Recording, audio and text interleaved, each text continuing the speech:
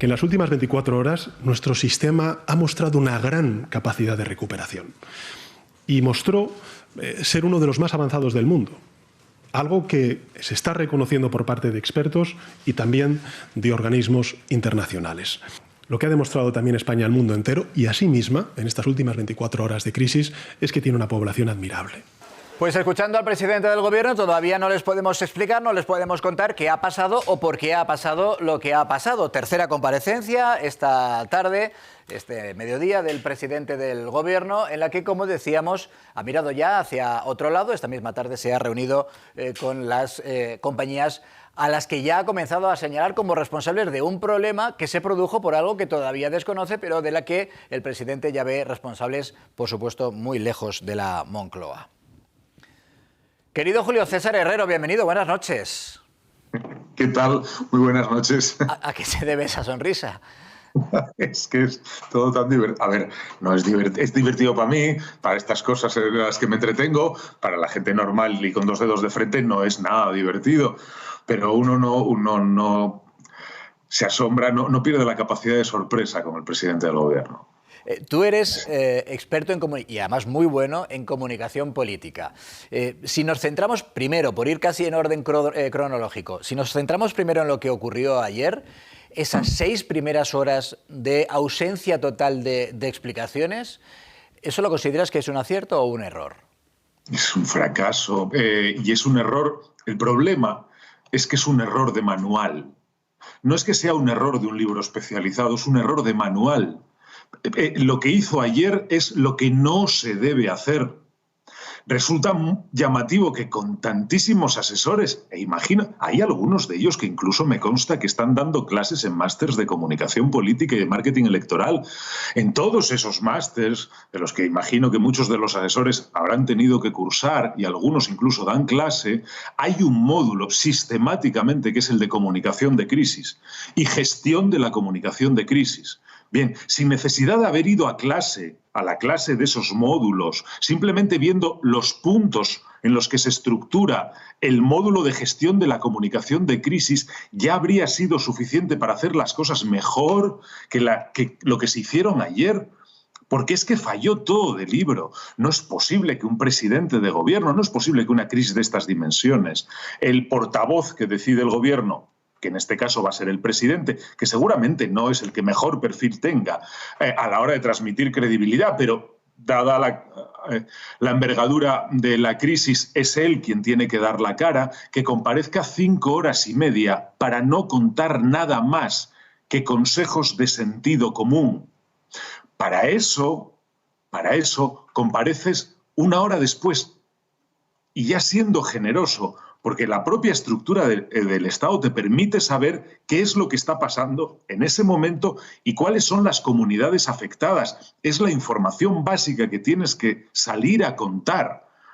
Porque además, si lo haces, evitas otra cosa, que es con la que estás metiendo o mal metiendo en las intervenciones posteriores, este rollo de los bulos y la desinformación, que es cierto, pero ¿cuándo pasa esto? Cuando no hay información. Luego, eres tú quien está contribuyendo a que aparezcan los bulos porque has tardado 5 horas y media. Luego, la primera pregunta, que es ¿por qué pasa esto? La necesidad de encontrar esa respuesta, si tú no la das o la atajas, alguien la va a dar por ti. No te puedes lamentar después de que haya bulos, varios bulos.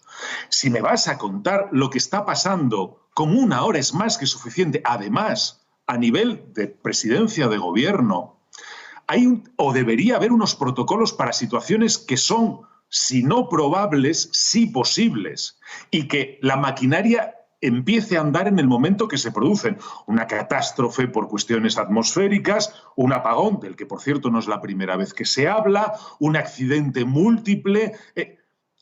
Y la manera de pautar la gestión de la comunicación es la mayor parte de las veces la misma. Lo único que cambia son los datos que se aportan. Pero el procedimiento está más que establecido. Todo esto está muy estudiado. ¿Qué es lo que hay que contar en la primera intervención? ¿Por dónde no se hay que dejar llevar? Bueno, y córtame, porque si no... No, justo, si es que por eso, como es un error tan burdo y tan de bulto, nos decías, es un error de manual, y además lo ha cometido un gobierno que le da mucha importancia a la comunicación, claro, ¿cómo crees que se explica? ¿Cómo pudieron cometer un error tan de primero de comunicación de crisis, un gobierno que comunica y que hace mucho esfuerzo por comunicar en un momento de enorme incertidumbre para el país? ¿Qué crees que lo justifica? ¿Por qué se toma esa decisión errónea? Yo creo que tiene más de fama el gobierno de saber gestionar la comunicación que de verdad de saber gestionar la comunicación, porque luego cuando tiene oportunidades, y además no son oportunidades muy frecuentes, y además son oportunidades extraordinarias las que ha tenido este gobierno y otros en los últimos años para demostrar que se está a la altura de lo que se debe estar en un momento de gestión de comunicación en una situación de crisis, las desperdicia de forma sistemática. Resulta que es que vemos al presidente del gobierno comparecer y en ninguna de las primeras comparecencias comparece precisamente al lado de quien debería tener los datos. Ese lo deja para el día después. Bueno, ellos sabrán si prefieren hacer eso, tanto la primera comparecencia como la segunda comparecencia, pero incluso... No es que respeten los tiempos y las formas básicas en la gestión de una comunicación de crisis, que por otra parte la estructura es muy sencilla para que nos entienda la gente. ¿Qué debería haber hecho el presidente del gobierno?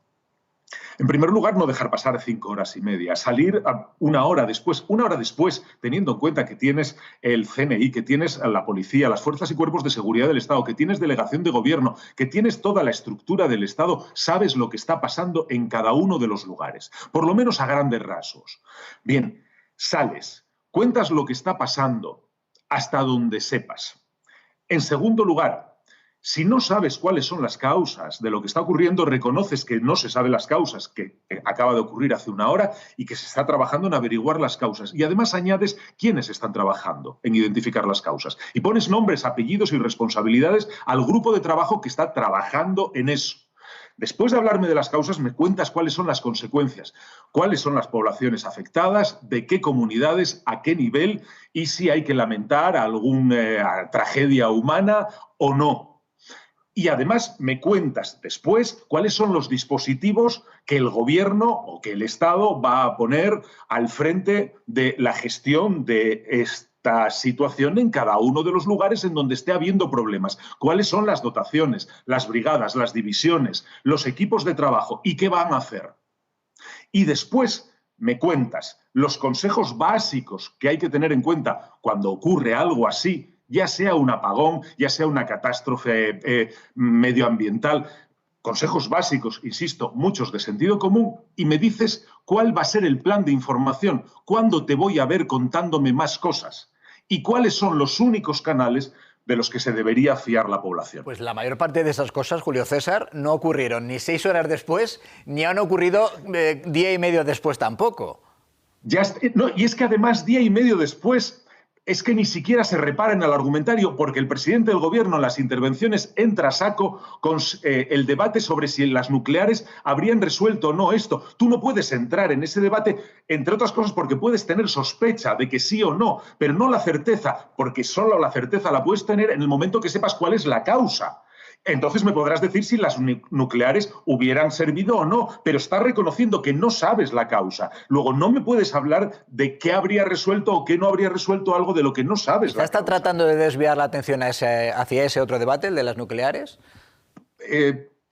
Bueno, uno tiene la tentación de pensar que tiene que haber alguna razón para que haga eso porque es un absurdo lógico. Insistes una y otra vez en que 24 horas después todavía no sabes cuáles son las causas y, sin embargo, entras en discusiones en las que no puedes entrar si primero no conoces las causas. No tiene ningún sentido. ¿Por qué lo haces?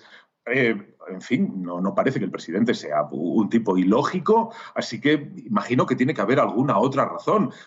Un aprovechamiento, sacar partido y luego, por otro lado, la intervención tuya de entrada. Esa intervención de entrada es una muy buena manera de explicar para que el personal entienda lo que es la teoría del marco en comunicación política. El marco es un esquema de interpretación.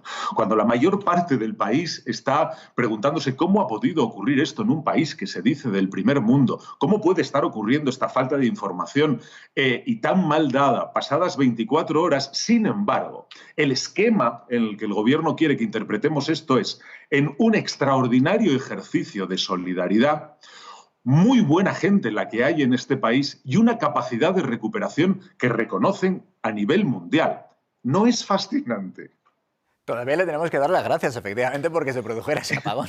Sí, exacto. Y dice, bueno, pues en realidad da la sensación de que lo habéis hecho a propósito para que nos den palmas, para que nos reconozcan por todos los sitios. No, hombre, no. La capacidad de recuperación fue porque ha habido un problema. Y, por cierto, esto de insistir en el comportamiento de la gente. ¿Alguien esperaba que la gente saliera a la calle con escopetas, con pistolas y con navajas a saquear cualquier cosa? En fin. Tú lo has dicho muy bien al principio, Julio César, dices, esto lo podemos analizar con cierta frialdad, incluso en ocasiones hasta con una sonrisa en la boca, quienes no nos hemos visto, digamos que de una manera muy personal, implicados en las consecuencias. Sí, pero los fallecidos son los familiares de los fallecidos por una causa directa. Claro. No creo que les haga ninguna gracia esto. Quienes se quedaron en los ascensores tampoco. A ver, claro, la gente que, si alguien se sintió molesto, que me disculpe, yo estaba sonriéndome por el tipo de argumentación del presidente del gobierno, porque me sonrío porque si me lo tomo en serio me parece un insulto a la inteligencia. Que con estas consecuencias y teniendo en cuenta cómo están las cosas 24 horas después, que la línea argumental sea qué solidaria es la gente, qué bien que la gente ha estado a la altura de las expectativas y fíjate qué capacidad de recuperación tiene este país y que incluso lo reconocen fuera. No, prefiero reírme porque si no... Me parece que es un insulto. No, haces muy bien. Pero digo que efectivamente hay gente que se ha visto muy directamente afectada. Decías, quienes se quedaron encerrados en los ascensores. Pues imagínate nuestra invitada, que es Carmen Marín, que se quedó encerrada no en un ascensor, sino en un tren. Hasta tal punto que ha tenido que hacer pasar la noche en una estación de tren. Carmen, bienvenida, buenas noches. Hola, buenas noches. Bueno, creo que has llegado a casa al final, ¿no? La buena nueva es que por fin, después de un viaje larguísimo, que ahora nos cuentas, nos detallas, estás en casa, ¿no? Sí, he podido llegar. Salí a las 11:15 de la mañana del lunes y he llegado a las 3 de la tarde del martes a casa. Han sido 27 horas de viaje y, bueno, la verdad, yo no quiero entrar en quién tiene la culpa, quién no tiene la culpa. Yo solo sé que a nosotros nos ha salvado la gente de los pueblos de alrededor, porque no ha acudido nadie más que la Guardia Civil de la zona, de manera voluntaria, fuera de turno, y los ayuntamientos cercanos, que eran Brazatortas y Villanueva de Córdoba, que no quiero dejar de mencionarlos y estar eternamente agradecida, porque han sido los alcaldes de esos pueblos que han puesto dinero de los ayuntamientos para comprarnos comida, para comprarnos agua, para comprarnos bienes de primera necesidad, que si ellos no hubieran estado no los hubiéramos tenido. Bueno, ¿cómo ha sido ese viaje que nos decías de 27 horas, ¿no? Nos has dicho, un viaje que normalmente ¿cuánto te cuesta, cuánto tardas? 3 horas son de Málaga a Madrid. O sea, día y medio casi para hacer en el siglo XXI un viaje que normalmente es de 3 horas. Creo que has pasado la noche en una estación de tren, entonces, ¿no? ¿O dentro del propio tren? Dentro del propio tren. La cronología fue a las 11:15 cogemos el tren en Málaga, a las 12:30 se va la electricidad y a las 12:40 se para el tren en una zona que los maquinistas eligen a propósito porque estaban pendientes de encontrar un sitio donde pudiéramos parar y estar más o menos bien, que hubiera sombra, que hubiera sitio para estar. Luego a las 2 más o menos nos dejan bajar del tren. O sea, hemos estado hora y media metidos en el tren sin poder bajar una vez se para, porque evidentemente pues no se sabía nada, no sabíamos que era algo a nivel general, pensábamos que era algo del tren. Y una vez nos dejan bajar, estamos intentando contactar con nuestras familias durante un buen rato y conseguimos cobertura pues al rato. Yo personalmente pues conseguí llamar a mi madre y tranquilizarla porque llevaba horas y horas sin saber nada de mí. Entonces pues a las 2:30, 3 de la tarde conseguimos contactar, algo de cobertura y empezamos a notar que no tenemos agua suficiente. Entonces sobre las 4:30 de la tarde, 5, nos fuimos a caminar un grupo de gente y 2 chavales se encontraron con un hombre de un pueblo cercano que era Brazatortas y ese hombre nos abre un pozo y podemos coger agua de ese pozo que era potable, porque es el pozo que le da agua al pueblo. Y ya ese hombre avisa al resto de vecinos, avisan a la Guardia Civil y ya nos empiezan a traer suministros. Y por la noche, evidentemente, nos metemos en el tren porque todo se queda completamente a oscuras. Y una vez dentro del tren, a la 1 de la mañana más o menos, vuelve la electricidad, conseguimos todos cobertura, conseguimos volver a contactar con las familias, decir que estamos bien, etcétera, etcétera, porque nadie se ha alterado en exceso, no ha habido nadie que haya estado mal de salud, todo ha ido bastante bien dentro de la situación que era, y antes de que cayera la noche se consiguió evacuar a todos los niños y todos los ancianos, gracias a la gente del pueblo que se los llevó en sus coches particulares, y a la Guardia Civil, que también trasladó a gente. Y nada, cuando se recupera la electricidad nos mueven a la estación de Villanueva de Córdoba y allí es donde hemos pasado la noche, pero metidos en el tren. Afortunadamente, porque hacía mucho frío en la calle. Pues toda una odisea. Toda una odisea, Carmen. Digo que hoy seguro que te duele hasta músculos que no sabías que tenías después de ese viaje larguísimo y teniendo que dormir en la butaca de un tren. Gracias por compartir esa experiencia que no tendrías que haber sufrido con nosotros. Un fuerte abrazo. Nada, gracias a vosotros por darme voz. Un abrazo. Julio César, tantos y tantos casos como el de Carmen, el presidente los ha mencionado. Hemos rescatado a 35.000 personas, bueno, más bien la gente del pueblo, no lo decía Carmen, pero no se les ha pedido disculpas. No solamente se ha escuchado que haya pedido disculpas, sino que además, a pesar de seguir reconociendo 24 horas después que desconocen las causas, sin embargo, ya exige responsabilidades a operadores privados. ¿Cómo es posible exigir responsabilidades sobre algo de lo que no se sabe la causa? Es otro absurdo lógico. No es posible. ¿Cómo es posible que el presidente del gobierno se pronuncie en estos términos? No tiene un pase. No resiste medio análisis. ¿Qué argumentario es este para salir ante la ciudadanía y ante los medios de comunicación? Pues ¿A qué obedece este tipo de afirmaciones? Me ha apuntado antes una frase tuya, decías un insulto a la inteligencia. Quizá lo dejamos aquí, Julio César. Un fuerte abrazo, gracias, como siempre. Cuídate. Hasta pronto, chao. Adiós.